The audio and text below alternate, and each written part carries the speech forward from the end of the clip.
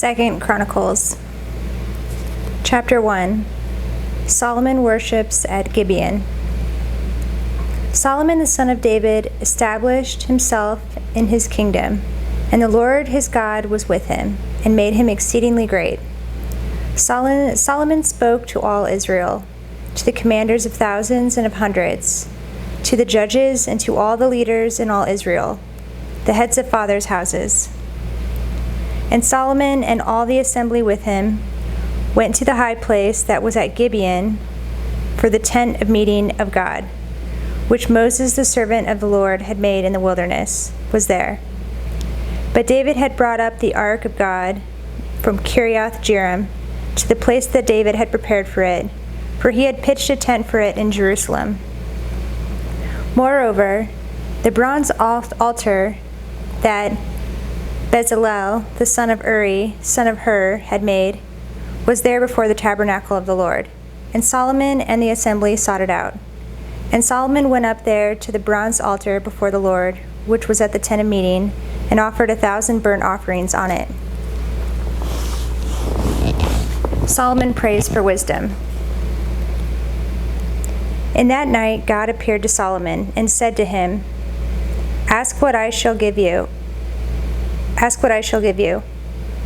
And Solomon said to God, You have shown great and steadfast love to David my father, and have made me king in his place. O Lord God, let your word to David my father be now fulfilled. For you have made me king over a people as numerous as the dust of the earth. Give me now wisdom and knowledge to go out and come in before this people. For who can govern this people of yours, which is so great? God answered Solomon, Because this was in your heart, and you have not asked for possessions, wealth, honor, or the life of those who hate you, and have not even asked for long life, but have asked for wisdom and knowledge for yourself, that you may govern my people over whom I have made you king. Wisdom and knowledge are granted to you. I will also give you riches, possessions, and honor, such as none of the kings who were before you, and none after you shall have the like. So Solomon came from the high place at Gibeon, from before the tent of meeting, to Jerusalem, and he reigned over Israel. Solomon given wealth. Solomon gathered together chariots and horsemen. He had 1,400 chariots and 12,000 horsemen, whom he stationed in the chariot cities and with the king of Jerusalem. And the king made silver and gold as common in Jerusalem as stone, and he made cedar as plentiful as a sycamore of the Shephelah. And Solomon's import of horses was from Egypt and Cu, and the king's traders would buy them from Cu for a price. They imported a chariot from Egypt for 600 shekels of silver, and a horse for 150. Likewise from them these were exported to all the kings of the Hittites and the kings of Syria. Chapter 2. Preparing to build the temple. Now Solomon purposed to build a temple for the name of the Lord, and a royal palace for himself. And Solomon assigned 70,000 men to bear burdens, and 80,000 to quarry in the hill country, and 3,600 to oversee them. And Solomon sent word for Hiram, the king of Tyre, As you dealt with David my father, and sent him cedar to build himself a house to dwell in, so deal with me. Behold, I am about to build a house for the name of the Lord my God, and dedicate it to him for the burning of incense of sweet spices before him, and for the regular arrangement of the showbread, and for burnt offerings morning and evening, on the Sabbaths and on the new moons, and the appointed feasts of the Lord our God, as ordained forever for Israel. The house that I am to build will be great, for our God is greater than all gods. But who is able to build him a house, since heaven, even highest heaven, cannot contain him? Who am I to build a house for him, except as a place to make offerings before him? So now send me a man skilled to work in gold, silver, bronze, and iron, and in purple, crimson, and blue fabrics, trained also in engraving, to be with the skilled workers who are with me in Judah and Jerusalem, whom David my father provided. Send me also cedar, cypress, and algum timber from Lebanon. For I know that your servants know how to cut timber in Lebanon. And my servants will be with your servants, to prepare timber for me in abundance. For the house I am to build will be great and wonderful. I will give for your servants, the woodsmen who cut timber, 20,000 cores of crushed wheat, 20,000 cores of barley, 20,000 baths of wine, and 20,000 baths of oil. Then Hiram, the king of Tyre, answered in a letter that he sent to Solomon, "Because the Lord loves his people, he has made you king over them." Hiram also said, "Blessed be the Lord God of Israel, who made heaven and earth, who has given King David a wise son, who has discretion and understanding, who will build a temple for the Lord and a royal palace for himself. Now I have sent a skilled man who has understanding, Huram-Abi, the son of a woman of the daughters of Dan, and his father was a man of Tyre.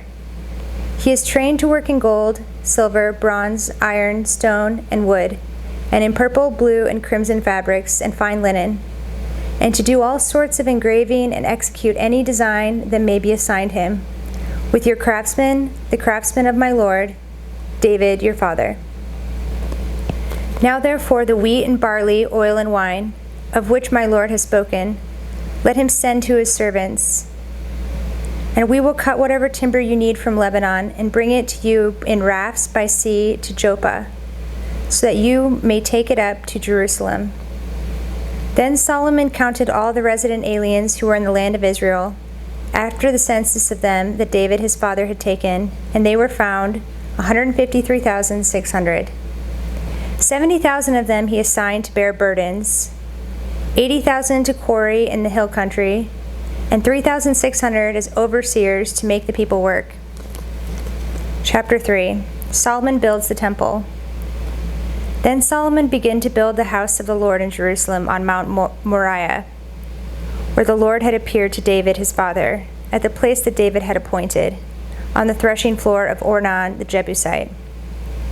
He began to build in the 2nd month of the 4th year of his reign. These are Solomon's measurements for building the house of God. The length in cubits of the old standard was 60 cubits, and the breadth 20 cubits. The vestibule in front of the nave of the house was 20 cubits long, equal to the width of the house, and its height was 120 cubits. He overlaid it on the inside with pure gold. The nave he lined with cypress, and covered it with fine gold, and made palms and chains on it. He adorned the house with settings of precious stones. The gold was gold of Parvaim. So he lined the house with gold, its beams, its thresholds, its walls, and its doors, and he carved cherubim on the walls. And he made the most holy place. Its length corresponding to the breadth of the house was 20 cubits, and its breadth was 20 cubits. He overlaid it with 600 talents of fine gold.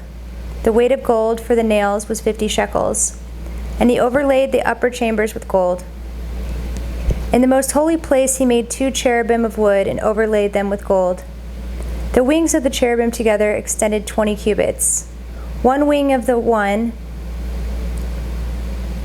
of 5 cubits touched the wall of the house, and its other wing of 5 cubits touched the wing of the other cherub. And of this cherub, one wing of 5 cubits touched the wall of the house, and the other wing, also 5 cubits, was joined to the wing of the first cherub. The wings of these cherub extended 20 cubits. The cherubim stood on their feet, facing the nave. And he made the veil of blue and purple and crimson fabrics and fine linen, and he worked cherubim on it. In front of the house he made 2 pillars, 35 cubits high, with a capital of 5 cubits on top of each. He made chains like a necklace and put them on the tops of the pillars. And he made 100 pomegranates and put them on the chains. He set up the pillars in front of the temple, one on the south and one on the north. That on the south he called Jachin, and that on the north Boaz. Chapter 4. The temple's furnishings. He made an altar of bronze, 20 cubits long and 20 cubits wide, and 10 cubits high. Then he made the sea of cast metal. It was round, 10 cubits from brim to brim, and 5 cubits high, and a line of 30 cubits measured in circumference. Under it were figures of gourds for 10 cubits, compassing the sea all around. The gourds were in 2 rows, cast with it when it was cast. It stood on 12 oxen, 3 facing north, 3 facing west, 3 facing south, and 3 facing east. The sea was set on them, and all their rear parts were inward. Its thickness were a handle breadth, and its brim was made like the brim of a cup, like the flower of a lily. It held 3,000 baths. He also made 10 basins in which to wash, and set 5 on the south side and 5 on the north side. In these they were to rinse off what was used for the burnt offering, and the sea was for the priests to wash in. And he made 10 golden lampstands as prescribed, and set them on the temple, 5 on the south side and 5 on the north. And he also made 10 tables and placed them in the temple, 5 on the south side and 5 on the north. And he made 100 basins of gold.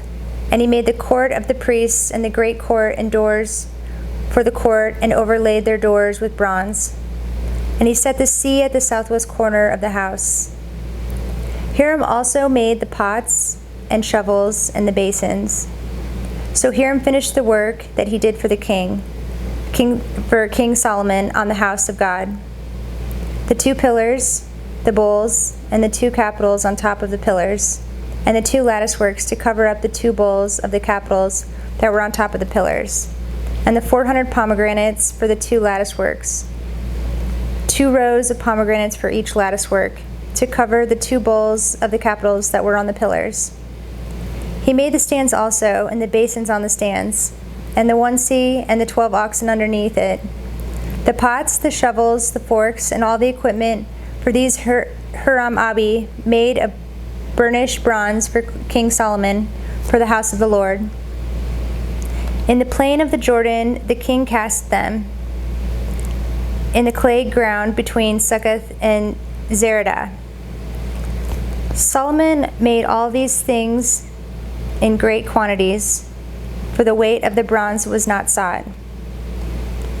So Solomon made all the vessels that were in the house of God: the golden altar, the tables for the bread of the presence, the lampstands and their lamps of pure gold to burn before the inner sanctuary as prescribed, the flowers, the lamps, and the tongs of purest gold, the snuffers, basins, dishes for incense, and fire pans of pure gold, and the sockets of the temple, for the inner doors of the most holy place, and for the doors of the nave of the temple, were of gold.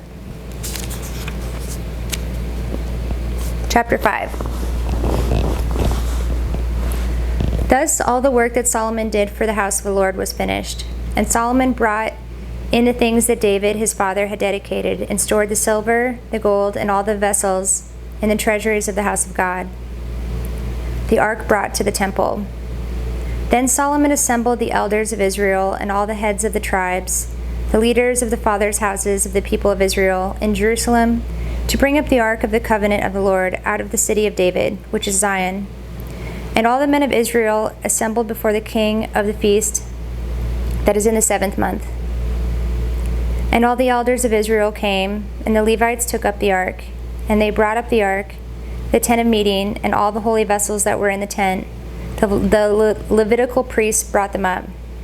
And King Solomon and all the congregation of Israel, who had assembled before him, were before the ark, sacrificing so many sheep and oxen that they could not be counted or numbered. Then the priests brought the ark of the covenant of the Lord to its place in the inner sanctuary of the house, in the most holy place, underneath the wings of the cherubim. The cherubim spread out their wings over the place of the ark, so that the cherubim made a covering above the ark and its poles. And the poles were so long at the ends that the ends of the poles were seen from the holy place before the inner sanctuary, but they could not be seen from outside. And they are there to this day. There was nothing in the ark except the 2 tablets that Moses put there at Horeb, where the Lord made a covenant with the people of Israel when they came out of Egypt. And when the priests came out of the holy place, For all the priests who were present had consecrated themselves without regard for their divisions. And all the Levitical singers, Asaph, Heman, and Jeduthun, their sons and kinsmen, arrayed in fine linen, with cymbals, harps, and lyres, stood east of the altar with 120 priests who were trumpeters. And it was the duty of the trumpeters and singers to make themselves heard in unison in praise and thanksgiving to the Lord. And when the song was raised, with trumpets and cymbals and other musical instruments in praise to the Lord, for he is good, for his steadfast love endures forever. The house of the Lord, was filled with a cloud, so that the priests could not stand to minister because of the cloud. For the glory of the Lord filled the house of God.